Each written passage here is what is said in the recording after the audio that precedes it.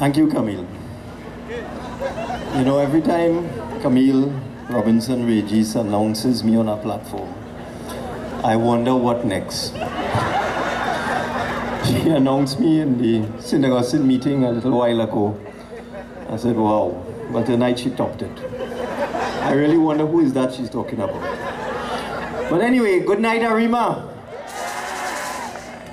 And as we wait the arrival of our political leader, Dr. Keith Rowley, and let me just say we have one leader in the P.N.M, and his name is Rowley. For all those who didn't know.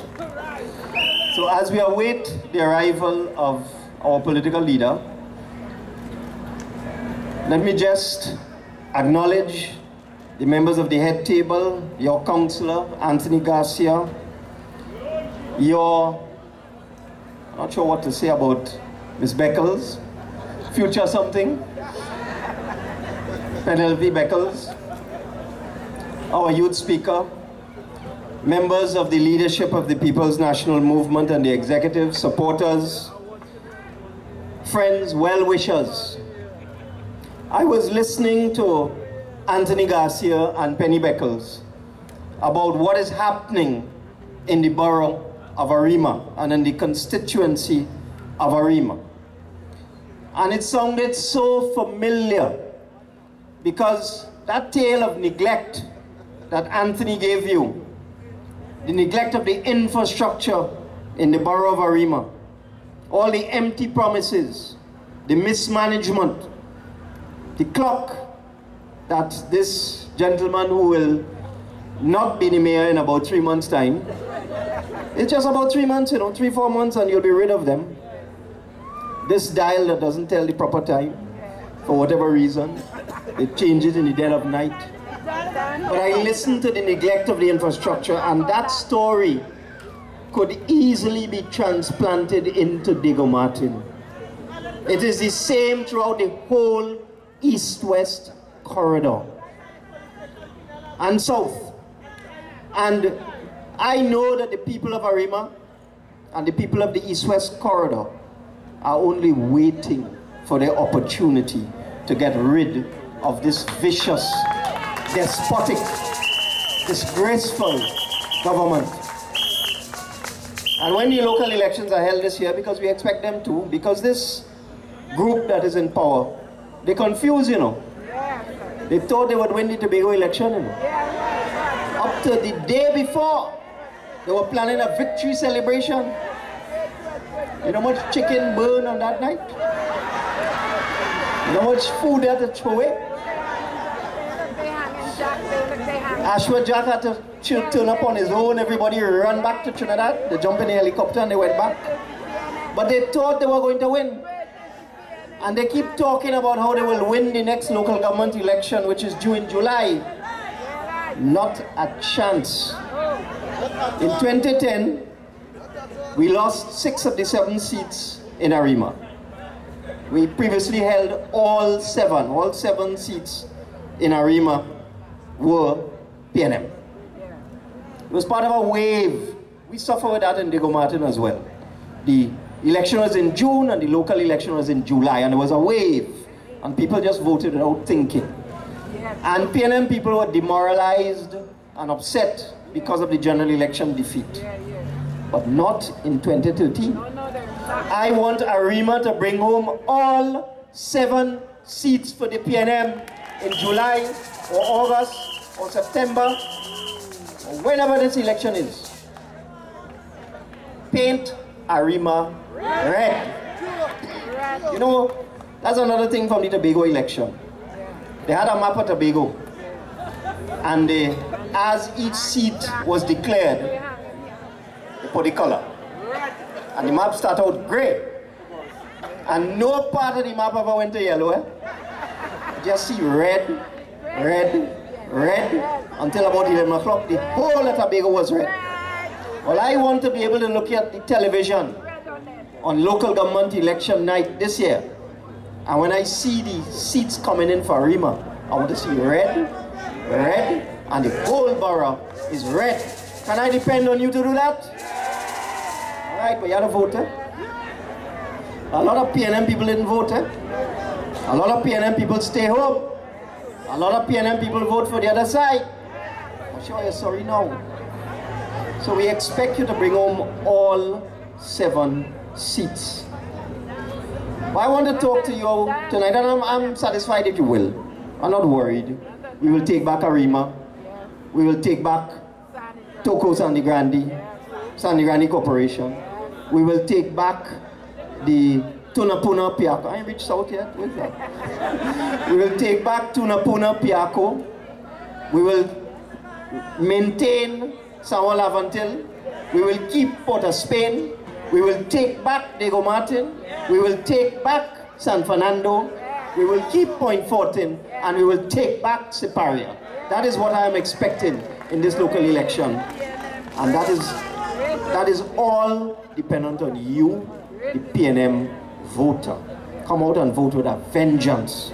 Vote for the P.N.M and send a message to this wicked government. But tonight, I want to talk to you about the piece of legislation that we voted against in the parliament last week. They were able to get enough votes. They have more votes than us. So they have 29, we have 12. So the vote was 29-11. And they passed the bill, but they have to take it to the Senate, where they have to get 4 independent senators to agree with them.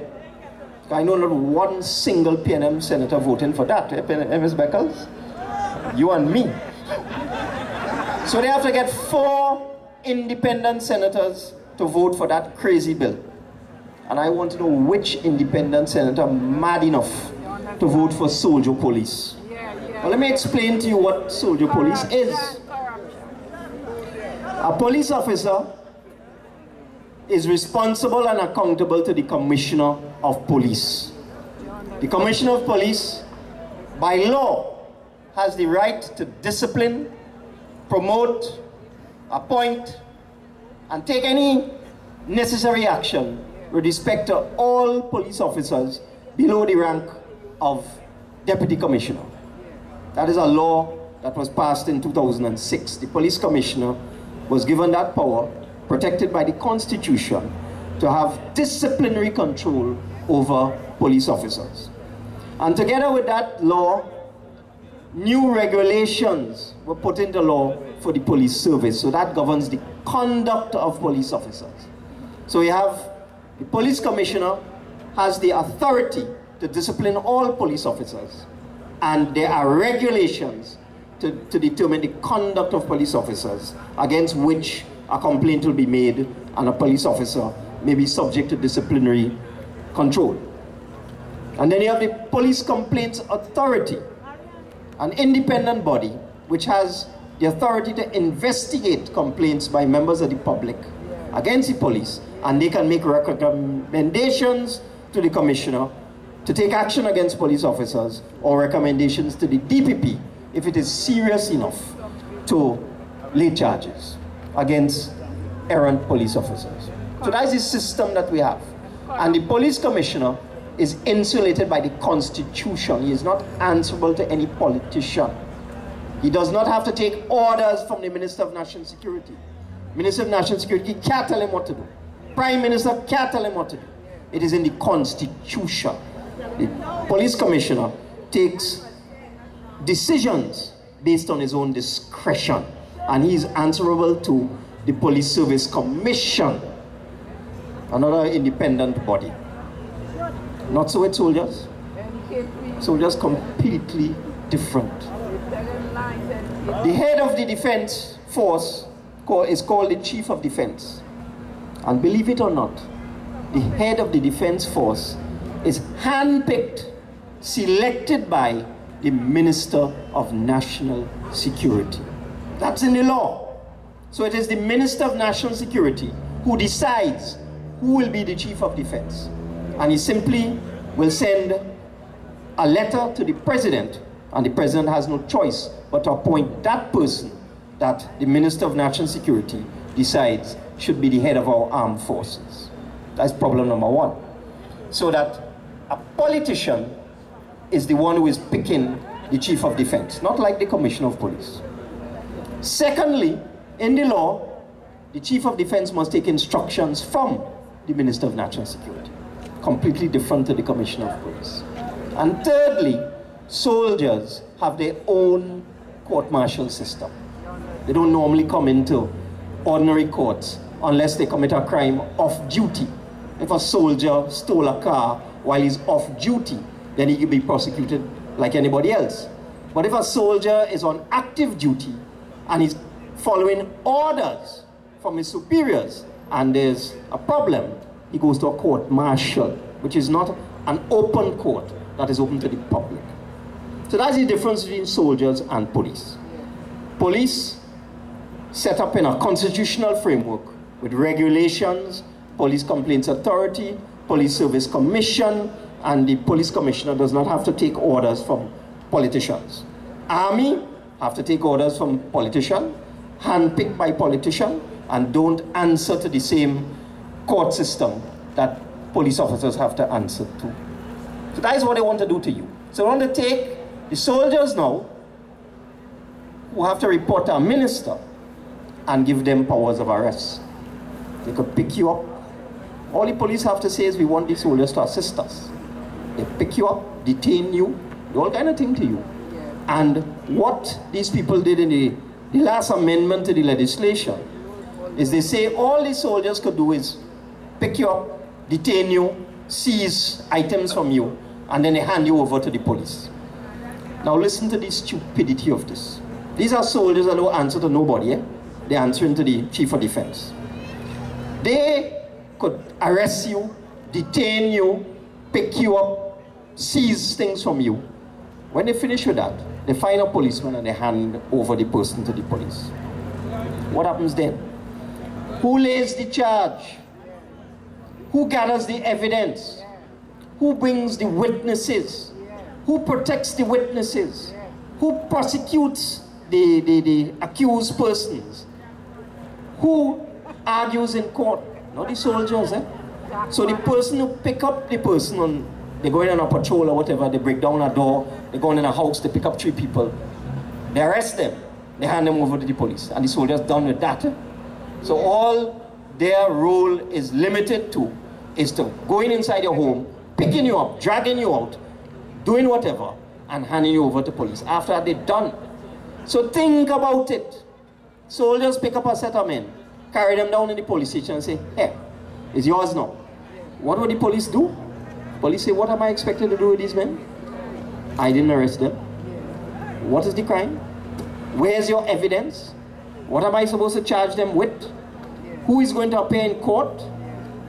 Who are the witnesses? You can see it's a nonsense these people trying to do. All they're trying to do is to give the police the ability to enter your home, break down your door, and drag you out. That's all they want to do. Nothing else, because they have taken everything else away from the soldier. The soldier does not have to lay the charge. He does not have to prosecute the person. He doesn't have to gather evidence. He doesn't have to do anything. He just had to pick you up, drag you out, detain you for a while, and then hand you over to the police. That is what this soldier-police thing is all about. I hope you all understand it now. Is that Dr. Rowley coming there? Well, I will stop for a while.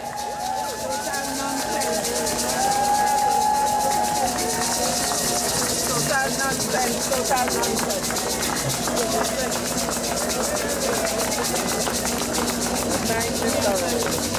Walking like a fool, yeah, you're walking like a fool. Welcome our political leader, Dr. Christopher Rowley.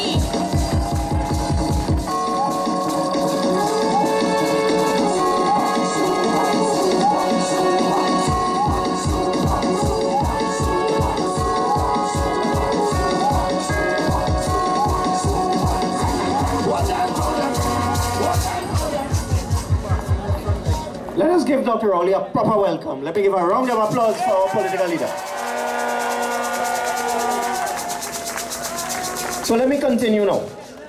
So in this legislation, what they are doing is giving the policeman, the soldier, the ability to enter your home, to detain you, to seize items from you, and keep you for a period of time, somewhere, some unknown place, and then hand you over to the police to deal with you. Don't you think this is just an attempt to terrorize the citizens of this country? Because what are the problems that we have in Trinidad and Tobago with crime today? The detection rate for murder in Trinidad and Tobago is 10%. Now let me explain what that means. For every 10 murders committed, 1 person is charged. 9 out of 10 murders go unsolved, undetected, nobody is charged, and nobody is brought to justice. That's what is meant by detection rate of 10%. So you have 100 murders, 10 people are charged, and the way things go in Trinidad, half of them will get off. But 100 murders, 10 people charged, 90 invisible ghosts get away for the other 90 murders. That's what's going on in this country. That is not how the situation is in any progressive country in the world. In the United States, for example, the detection rate is 75%. So that for every 100 murders, they arrest and charge 75 people. Not like Trinidad where they arrest 10 people. And you know why? Because in the United States, the focus is on crime scene investigation. You know, seen these things on television. You know, when a crime is committed, they have a very sophisticated laboratory. They're picking up evidence from the crime scene. They're checking samples of hair, of clothing, of tissue. They're doing sophisticated analysis. That is crime scene investigation. Secondly, in the United States, they have a very sophisticated witness protection program, because one of the problems in Trinidad and Tobago is that when somebody is murdered and the police go into the area and they ask if anybody saw, everybody say no. No witnesses. People could be killed in broad daylight on a public road. When the police go to find out who is the perpetrator, nobody talking. You know why? Because once you talk and you become a witness, they will kill you too. Because there's no proper witness protection program in Trinidad and Tobago. And no progressive country could solve crime unless you have a proper system of protecting witnesses. In the United States, they go so far as to change people's identity. They give you a new name. They settle you in another part of the country. They find a job for you. That's what they do in the United States. We don't spend any attention. Let me put it this way. The government of Trinidad and Tobago, the PP government, spends no time, effort, money, and attention on dealing with witness protection. And that is why 9 out of 10 murders go unsolved and undetected. And the third most important thing, which this government destroyed, is police informants. No police force in the world can do its work unless it has a network of informants. Again, if you watch TV, you will see they have a show called 48 Hours. You have to catch the man within the first 48 hours. And the way they do it, they put the word out on the street.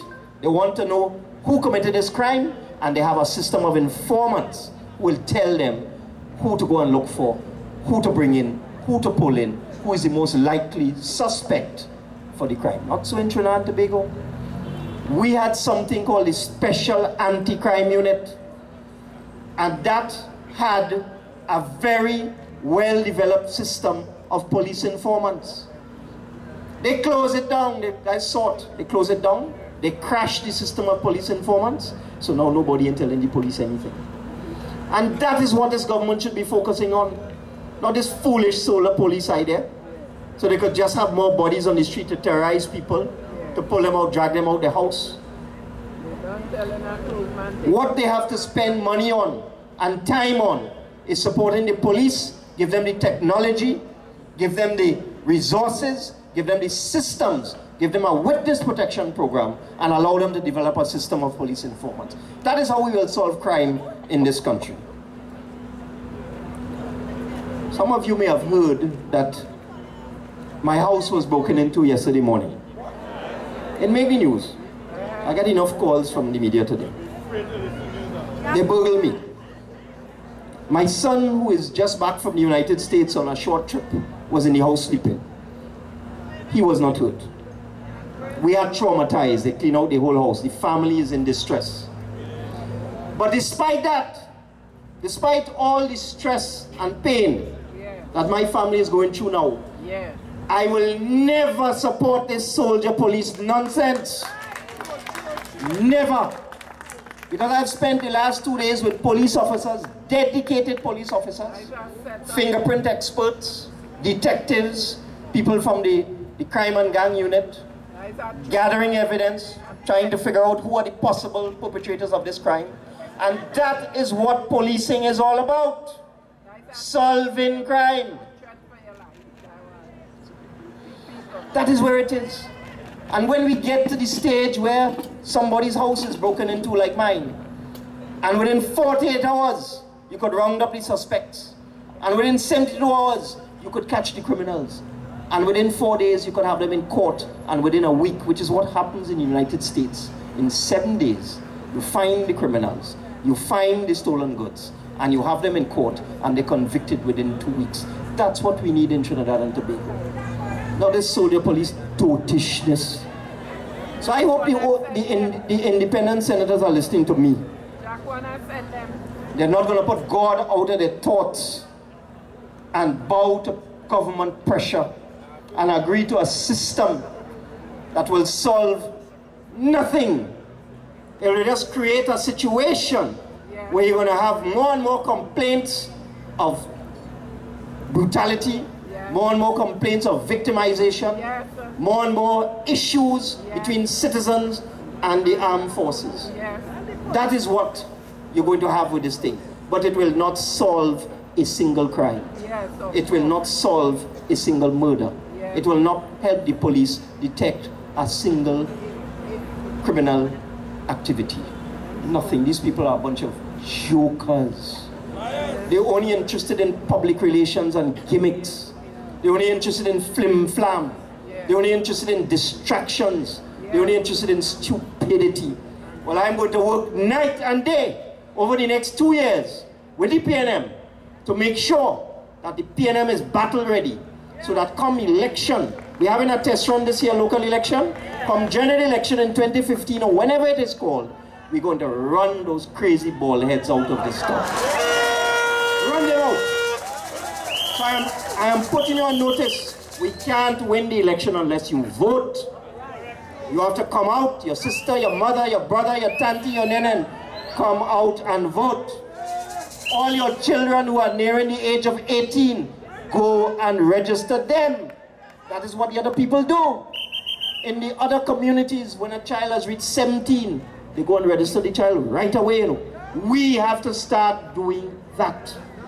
We have to get ready, because once our people are registered and we are mobilized, we are going to win the next general election handsomely. I urge you to come out and vote for the People's National Movement. Thank you very much.